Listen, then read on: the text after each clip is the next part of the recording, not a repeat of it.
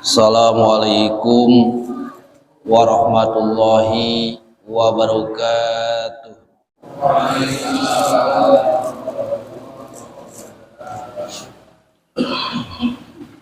Alhamdulillah,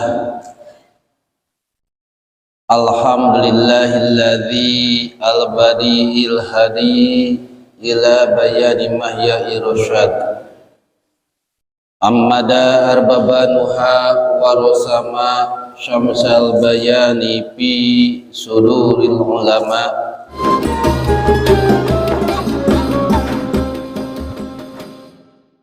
Surat Maryam ayatnya yang ke-59 dan ke-60 ya. Surat Maryam surat yang ke-19. A'udzu billahi minasyaitonir rajim. Bismillahirrahmanirrahim. Fakhalafa min ba'dihim khalqun adaa'us shalat wattaba'u syahawat fasawfa yalqauna ghayya. Fakhalafa, dan nanti di belakangnya itu min ba'dihim, setelah mereka orang-orang yang beriman, di antaranya dulu pun ada para nabi, khalqun ya, ada pengganti. Penggantinya itu adaa'us shalat, yang menyia-nyiakan salat, bahkan watabau syahwat, dan mereka mengikuti syahwat, yaitu maksiat-maksiat.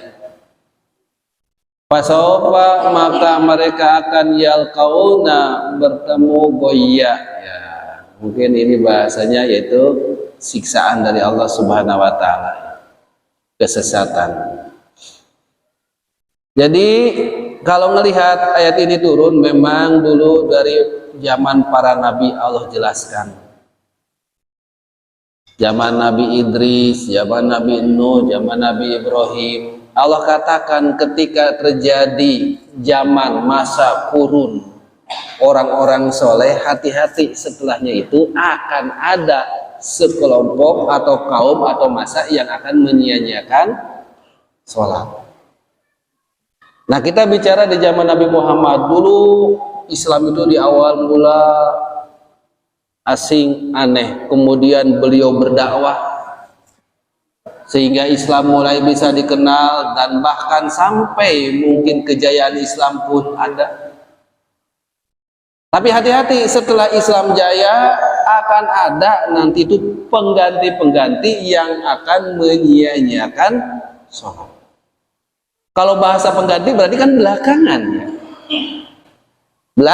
Belakangan, semakin ke sini semakin ke sini pasti akan ada orang yang menyia-nyiakan sholat. Kalau bicara bangunan masjid, insya Allah sekarang masjid itu megah kan. Megah di mana-mana masjid udah mulai. Masajiduhum amiratun, masjidnya megah-megah.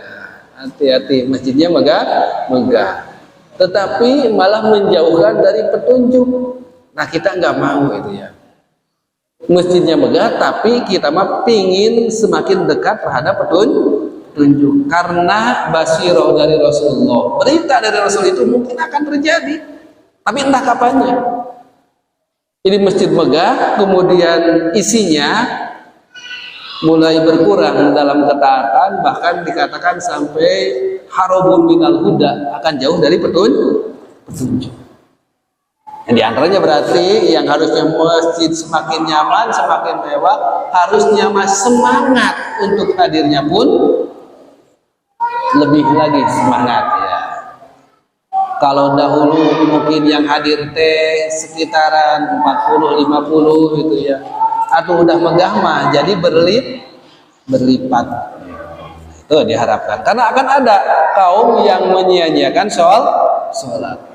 Maksudnya apa menyia-nyiakan sholat? Bitarkiha, seperti meninggalkan sholat dengan meninggalkannya. Atau akhiruha an waktiha, atau disebut menyia-nyiakan sholat itu adalah mengakhirkan sholat an waktiha, dari waktu sholatnya. Jadi akan ada suatu masa orang-orang itu meninggalkan sholat ataupun mengakhir-akhirkan sholat. Kira-kira sekarang udah mulai ada apa tidak? Ini ada ya yang meninggalkan sholat ya? Yang mengakhirkan? Yang mengakhirkan maka akhirnya gak ada cina. Siapa yang mengakhirkan sholat? Maka diharapkan ya, bahkan bisa saja yang namanya menyia-nyiakan sholat itu kan kita tidak menegakkan isi dari sholat tersebut. Kenapa? Karena Rasulullah SAW nih masalah menyia-nyiakan sholat itu. Wa'an Nabi, dari Nabi Muhammad SAW, anahu dzikru sholati, sesungguhnya beliau pernah mengingatkan tentang sholat yauman pada suatu hari. Faqala, dan berkata Nabi Muhammad SAW, man hafadhu alaiha, barang siapa yang menjaga alaiha terhadap sholatnya, kana lahu nuron, maka dia itu akan mendapatkan cahaya. Wa burhanan, dia pun akan mendapatkan hujah di hadapan Allah, dalil di hadapan Allah. Wa najatan, dan keselamatan. Yang menjaga sholat. Yaumal kiamati, pada hari kiamat. Wa man lam yuhafid, dan barang siapa yang tidak menjaga alaiha terhadap sholatnya, lam yakun lahu, maka enggak bukti baginya, nurun punya cahaya, wala burhanun, dan tidak punya dalil atau hujah, wala najatun, dan tidak punya keselamatan, wa kana yaumul kiamati, dan buktinya dia di hari kiamat, ma'a korun, beserta korun barangnya, wa fir'aun, beserta fir'aun, wa haman, beserta Haman, wa Ubay bin Khalaf. Jadi Rasul sekali lagi mengatakan, barang siapa yang menjaga sholat, bahasanya pun kan menjaga. Karena di sini hafado, asalnya hafido, jiadah alif, jadi hafado, jadi fa'ala, yang menjaga sholat. Jadi kalau menjaga bukan sekedar melaksanakan. Khawatir kita sholat mah sholat, kan kadang sholatnya waktunya digeser-geser.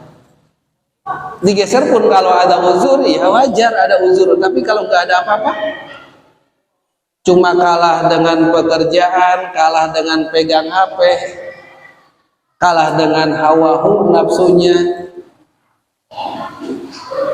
Sementara sholat yang harus kita perhatikan di dalam syariat itu. Dan saking pentingnya sholat, Allah berikan syariat sholat itu ke nabi-nabi sebelum Nabi Muhammad juga. Allah perintahkan. Di zaman Nabi Idris ada sholat, di zaman Nabi Adam ada sholat, di zaman Nabi Ibrahim ada sholat. Oh, saking pentingnya sholat. Bahkan sebelum sholat 5 waktu, sholat 5 waktu kan tahun ke-11 ya, kenabian ketika beliau Isra Mi'raj. Tapi sementara di awal-awal saja tentang sholat itu Allah sudah bahas kan. Maka kata ulama ada yang menyatakan Rasul itu udah sholat pagi dan petang, sholat pagi dan petang. Saking pentingnya sholat. Terus kita zaman sekarang kita abaikan, kita sia-siakan waktunya, kita geser-geser, rugi itu kata Allah. Maka kembali tadi Rasul pernah memberi peringatan tentang masa sholat pada suatu hari. Barang siapa yang menjaga sholat maka dia punya cahaya. Dalam artian cahaya ini kebersihan. Al-Quran bisa dikatakan juga nur, cahaya. Oh, berarti kalau kita menjaga sholat sebenarnya untuk memahami Al-Quran pun akan lebih mudah. Kemudian berikutnya Rasul katakan waman, dan barang siapa lam yuhafid, yang tidak menjaga alaiha terhadap sholatnya, lam yakun, maka tidak punya lahu bagi orang tersebut nurun, tidak bercahaya. Mungkin dari sisi fisik bisa kelihatan gitu ya. Enggak, kulitnya hitam pun kalau rajin wudu, rajin sholat maka kelihatan. Beda yang enggak sholat ya. Karena di sini bahasanya nurun. Terus juga wala burhanu, dan dia pun tidak akan punya hujah di hadapan Allah. ketika tidak menjaga sholat. Wala najatun, dan tidak juga akan mendapat kebahagiaan. Bahkan yang khawatirnya di ujung Rasul mengatakan wakana, dan bukti orang tersebut yaumal kiamati, pada hari kiamat, ma'a korun, babarangan jeung sikor. Tahu si korun? Korun orang kaya kan ya? Orang kaya. Kira-kira sibuk ngurusin apa? Jadi kalau kita sibuk ngurusin dunia, kemudian lupa sampai tadi sholat nggak terjaga, berarti baladna. Kira-kira ayat baladna korun. Kemudian wa fir'aun, dan Fir'aun, wa Haman, dan Haman. Ini sepaket tuh ya. Korun berarti ini zaman Nabi Musa kan. Korun orang kayanya yang benci terhadap agama Allah. Fir'aun penguasa zalimnya. Haman menteri serba bisanya. Fir'aun pun sampai itu tunduk Fir'aun kayak kan. Pembantunya tuh ya, pembantunya. Dibarengi dengan orang-orang seperti itu yang tidak menjaga sholatnya. Berat. Dari mana kita ngawalinya menjaga sholat? Dari bacaan pun, coba perhatikan. Saya sering ulang-ulang coba bacaan sholat sampai sekarang udah hafal apa belum? Artinya, isinya. Udah mulai kan ya? Masa harus dicek satu-satu nih? Pak, coba terjemahkan dari takbir sampai salam satu-satu, maju kira-kira. Sehingga berefek, barang siapa yang menjaga sholat itu, dia hidup di luar sholatnya pun akan sesuai dengan ketentuan yang ada di dalam sholatnya. Nah, harus seperti itu kita. Belum bisa belajar terus-menerus. Berikutnya, wattaba'u syahwat. Kemudian mereka pun mengikuti syahwat minal ma'asi, dari maksiat. Jadi akan ada suatu zaman setelah zaman yang bagus, zaman yang baik itu akan ada generasi orang yang menyia-nyiakan sholat dan hobinya, gemarnya mengikuti hawa nafsu. Ya tinggal cek aja sekarang, banyak orang yang lebih melanggar gitu ya tataran syariah. Kalau saum Ramadan, banyak gak orang yang lebih enggak saumnya. Jadi kadang suasana Ramadan pun bisa kita lihat nanti ya. Rasa Ramadannya itu kadang di hari pertama itu ya. Kadang hari keduanya udah mulai warungge kakinya itu digantung. Nah, ketika waktu geser-geser, ketika kita mulai melaksanakan maksiat, itu teh yang disebut wattaba'u syahwat. Dia ngikuti syahwat. Nah, salah satu penjaganya apa? Supaya kita tidak termasuk orang yang menyia-nyiakan sholat, supaya kita tidak termasuk orang yang mengikuti hawa nafsu. Salah satu jalan pertamanya, jangan pernah berhenti untuk mencari ilmu. Bagaimana Rasul pernah mengatakan, ketika idzamadul mukminun, ketika orang beriman sudah berlalu berjalan arba'una syubahan 40 hari walam yujalis, enggak bermajlis tuh. Yang dilihatnya bermajlisnya harus ada tetap. Bahkan kalau 40 hari enggak bermajlis untuk mencari ilmu, wa qasha qalbuhu, hatinya akan keras. 40 hari lewat tanpa ada majlis ilmu, wa qasha qalbuhu, hatinya akan keras. Bahkan berikutnya wajasaru alal kabair, dia itu seolah akan bikin jalan jembatan untuk dosa-dosa yang besar. Ini bukan masalah sekedar nyari ilmunya di majelis atau bukannya. Kemudian berikutnya ada istisna, pengecualian. Illa, kecuali ada kadang yang kayak gitu ternyata bukan siapa-siapa, saya sendiri, misalkan gitu kan. Oh berarti saya tadi akan disebut orang yang sesat, ngerasa tadi sholat ke subuh ke jam genep gitu, subuh ke ngerasa gitu kan, ngerasa nggak rajin sholat ke baru pindah ke Kerawang, waktu di kampung mah belum gitu. Alhamdulillah terawih. Nah, kalau dengan ayat pertama saja kita kena ancaman kan? Tetapi di sini ada istisna pengecualian, illa kecuali mangtaba orang yang bertobat. Kita teh masa lalunya gitu, termasuk orang yang menyia-nyiakan sholat. Kita teh dulunya termasuk orang yang ikuti syahwat. Tapi mulai dari detik ini, dari sekarang, nggak mau lagi lah menyia-nyiakan sholat. Saya sholat melaksanakan kalau memang nggak ada apa-apa, nggak ada halangan di awal waktu, dan diusahakan pun memahami isinya. Kemudian juga sholat berjamaahnya pun dilakukan. Nah, itu orang yang tobat wa man taba. Dan bahkan ini tobatnya belum sampai di sana saja, karena yang dilakukan tadi dari yang tidak sholat menjadi sholat. Berarti itu kan dosa yang besar, kita bertobat dari dosa yang besar. Bahkan berikutnya kan kita pun diharuskan tobat dari dosa yang kecil. Bahkan berikutnya pun kita diharapkan tobat dari hal-hal yang mubah. Yang mubah pun harus kita taubati. Jangan tobatnya tadi dari dosa-dosa yang besar, dari dosa-dosa yang kecil, dari hal yang mubah pun kita bertobat. Mungkin berikutnya pun kita tuh harus bertobat dari orang yang sudah merasa baik. Nah, alhamdulillah saya mau udah ahli masjid, ahli jamaah, ahli majelis, merasa baik. Kalau udah merasa baik saja harus tobat.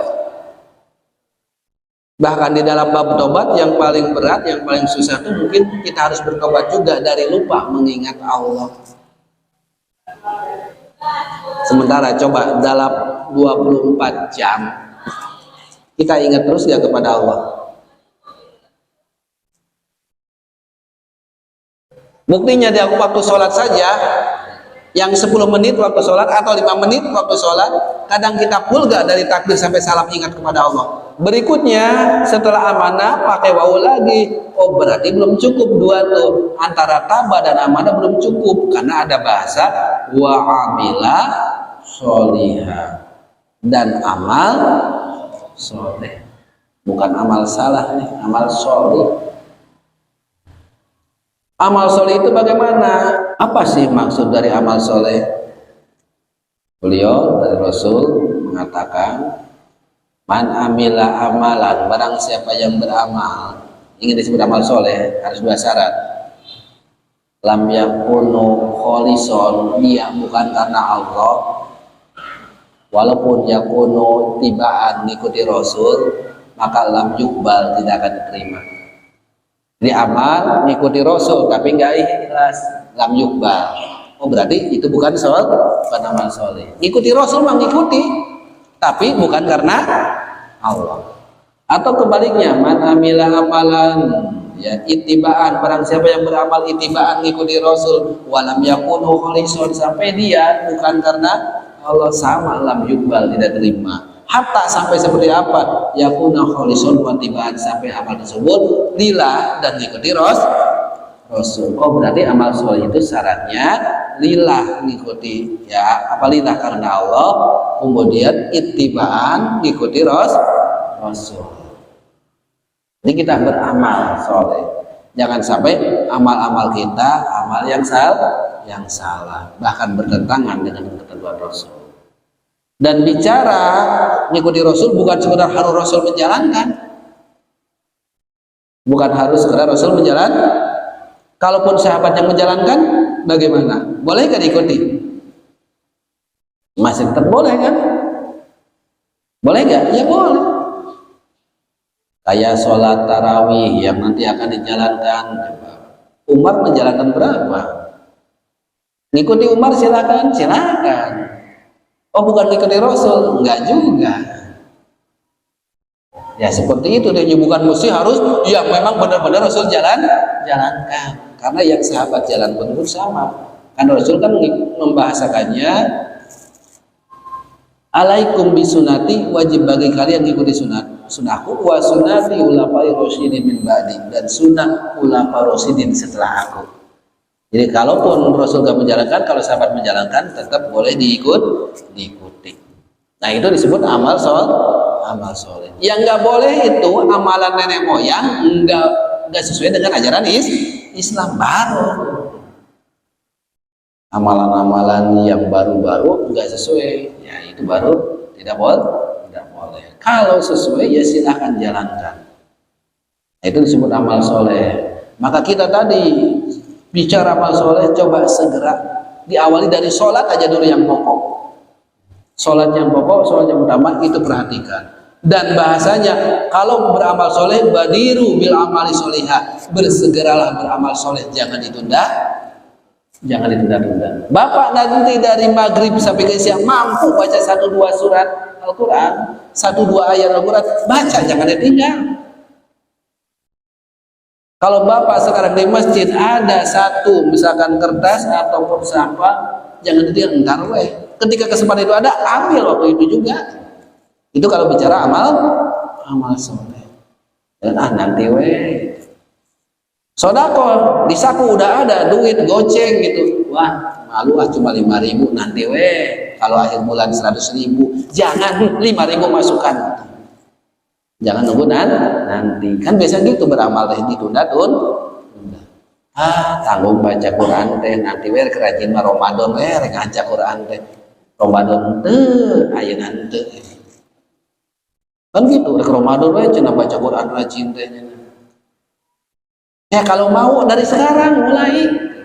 Kalau bicara amal jangan sampai ini baru bersegera teh dina saumna we. Ai saumna mah udah segera. Korok nyur langsung gimana? Cenah saum harus disegerakan bukanya. Emang sholat enggak harus disegerakan? Ini nempelnya di saum mah udah nempel itu ya. Coba bapak kalau lagi saum Ramadan bu, lagi naik kendaraan baru pulang dari kerjaan, belum nyampe rumah, beduk maghribnya masih di jalan, berhenti dulu gak? Kalau sholat?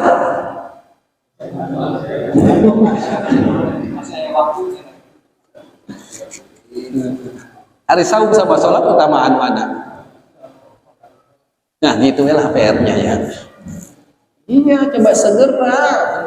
Ini baru nempel disiplinnya dina saum makan gitu pas waktu kan, pas waktu ya nggak langsung pas itu waktunya, nggak nunda-nunda dulu. Andaikan sholat kayak gitu, andaikan sholat, karena memang saum itu kan latihan kedisiplinan. Saum itu disiplin bicara waktu. Kenapa ada awal dari ya subuh sampai maghrib, itu waktu yang jelas. Bapak sebelum dur maghrib 3 menit lagi saja berani gak itu buka? Enggak kan? Enggak berani itu. Diperhatikan waktu teh. Atau nanti bukanya digeser-geser ntar. Apalagi ya maghrib jam 6 antar ya bukannya jam 7 enggak ya? Kalau sholat mah ada yang kayak gitu. Nanti sholatnya bentar lagi lah. Terus saum teh disiplin. Disiplinnya apa? Ya tadi waktu, kejujurannya ada. Saum jujur. Padahal bisa saja bapak pulang di rumah nggak ada siapa-siapa, makan sekenyangnya, datang keluar ngaku saum, bisa nggak kayak gitu? Bisa ya. Udah nerap di saum berarti kejujurannya ya. Sholat kejujurannya. Ina sholati, manusia jujur belum? Nah itu PR-nya masih banyak, perbaikilah ya. Kita sama-sama belajar terus menerus saja. Jangan pernah bosan, terus perbaikan diri. Yang mudah-mudahan ujung kita itu berada dalam kebaikan. Karena Allah itu akan melihat proses kitanya. Kalau dari hasil makan masih jauh lah. Tapi proses kitanya menuju ke arah itu ada. Itu yang kita perjuangkan. Mudah-mudahan dua ayat ini menjadi pendorong kita, termasuk ya orang yang memang benar-benar memperhatikan sholat dan meninggalkan maksiat. Jangan sampai orang yang menyanyiakan sholat dan selalu gemar maksiat. Kalaupun itu pernah kita lakukan dahulu, cobalah bertobat, kemudian iman sebenar-benarnya, berikutnya perbanyak amal soleh. Walaupun yang membawa kita ke surga itu bukan amal soleh, tapi tobat, iman dan amal soleh adalah salah satu cara mendapat karunia Allah. Dan kita masuknya itu ke surga lewat karunia Allah, bukan karena amal. Karena amal, repot sekali. Kenapa repotnya? Karena mungkin amal baik dan buruk kita masih banyakkan mana? Buruk. Jadi kalau meninggal sekarang masuk ke mana? Kalau dengan amal mana? Tapi berhubung karena karunia Allah, jadi misalkan masih banyak pun, ketika mendapat karunia Allah, insya Allah tempat pulang kita dalam kebaikan. Itu harapan kita semua. Husnul khotimah. Usi nafsi wa yakum. Mohon maaf bila salah pribadi, benar mutak dari Allah. Alhamdulillah.